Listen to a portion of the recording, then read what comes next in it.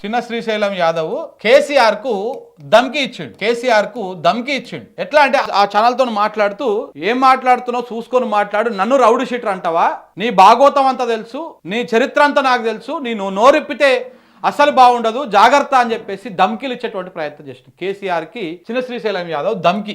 మరిగా దీన్ని ఎట్లా అర్థం చేసుకుంటారో జూబ్లీహిల్స్ ప్రజలే అర్థం చేసుకోవాలి. ఆయననేమో నేను రౌడీ షీటర్ని కాదు, రౌడీని కాదు, నేను ప్రజాసేవ చేస్తా, నేను ప్రజల్లోనే ఉంటా, జూబ్లీహిల్స్ నియోజకవర్గ ప్రజలందరికీ సేవ చేస్తా, ఏమన్నా స్కూళ్ళల్లో గ్యాస్ సిలిండర్ లేకపోతే గ్యాస్ సిలిండర్ దానం చేస్తా, ఆ గ్యాస్ సిలిండర్ దానం చేసినట్టు ఒక ఛానల్ ఇంటర్వ్యూలో లైవ్ లోనే వీడియో కాల్ చేసి చెప్తారు నాకు థ్యాంక్స్. సో ఇట్లాంటివన్నీ నేను సేవలు చేస్తా ఉంటే నన్ను రౌడీ షీటర్ అంటాడా, నేను ఎంత సేవ చేస్తా ఉన్నానో జూబ్లీహిల్స్ ప్రజలకు తెలుసు అన్నట్టుగా ఆయన ఒక ఛానల్కి ఫోన్ చేసి ఆయన మాట్లాడుతాడు.